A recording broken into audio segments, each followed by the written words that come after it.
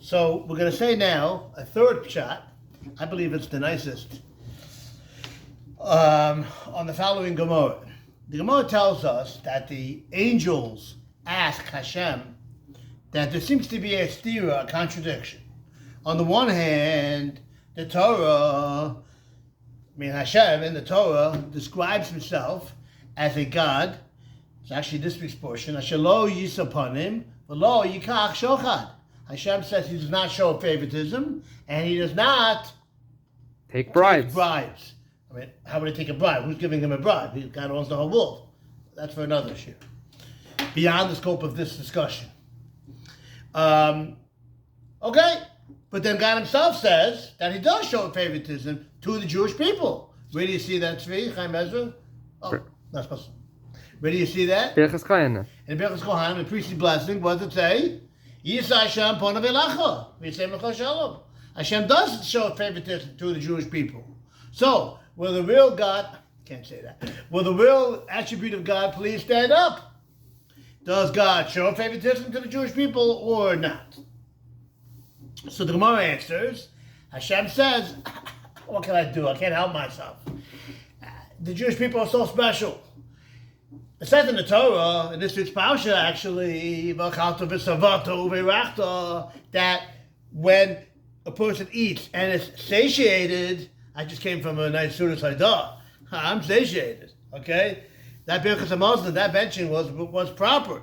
Then there's a chiyuv obligation from the Torah to bench, to have the proper grace after meals.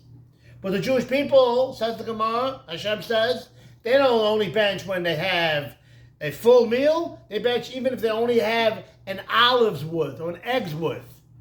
They go ahead and they bench, even though they don't have to. So they go beyond the letter of the law. They show love to me, it says Hashem. So I show love to them, and I go ahead and I show them favor. Now, when the Gemara says that they go ahead and they bench even when they have only the small shear tree of a olive or an egg, they say, hey medaktakim, they are careful al atmam, on themselves. No, they're going to be careful on Michael Jackson, on Johnny over here. That's what they'll do. It should say that they keep this halacha, that they bench even though they're not mechoyev to, and they bench even on an egg. They're strict on themselves. So the third shot, I saw the name of the Vilna Gaon is as follows. There's another place in the Torah where it says the word v'savata and satiated. In the same book, in Sefer Devarim, Parshas Eikev, the Torah tells us the rule that when you're working in a job with food, you're allowed to eat a little bit.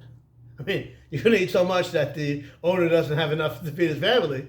You can take a little bit. So the Torah says that when you're working, you're working in your friend's field, vineyard, you're an employee. You're allowed to have, kedei svira, you're allowed to have until you're full. You can't take home, can't give to your friends, but you're on the spot, on the job, you're allowed to keep on eating grapes. So now, over there, doesn't mean svira mamish, doesn't mean that you're allowed to eat until you're satiated.